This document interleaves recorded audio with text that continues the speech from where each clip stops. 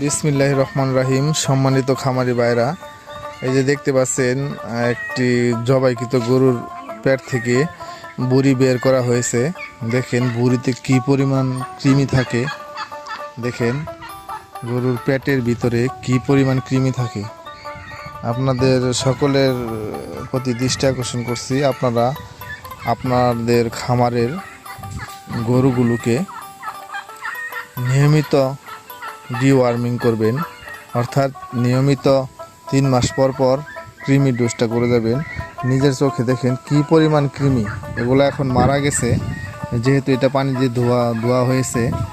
এই যে দেখেন, এটা একটা গরুর একটা ভুঁড়ি, দেখতে পাচ্ছেন একটা ভুঁড়িতে কি পরিমাণ কৃমি থাকে এটা কল্পনাও করতে পারবেন না। লক্ষ লক্ষ কৃমি থাকে। আমরা গরুকে যতই খাওয়াই না কেন, যদি গরুর ভিতরে এরকম চাউড়া পোকা অর্থাৎ কৃমি, গুল কৃমি, ফিতা কৃমি, পাতা কৃমি, যকৃমি থাকে, তাহলে গরুর শরীরে ভিটামিন ক্যালসিয়ামের অনেক ঘাটতি পড়ে যায়। সেজন্য অনেক গাভী ডাক আসে না এবং কি শরীর হ্যাংলা পাতলা হয়ে যায়, পেট বড় হয়ে যায়। তাই সকলের প্রতি দৃষ্টি আকর্ষণ করছি, আপনারা আপনাদের খামারের গরুগুলোকে অবশ্যই 3 মাস পর পর ডিওয়ার্মিং করবেন।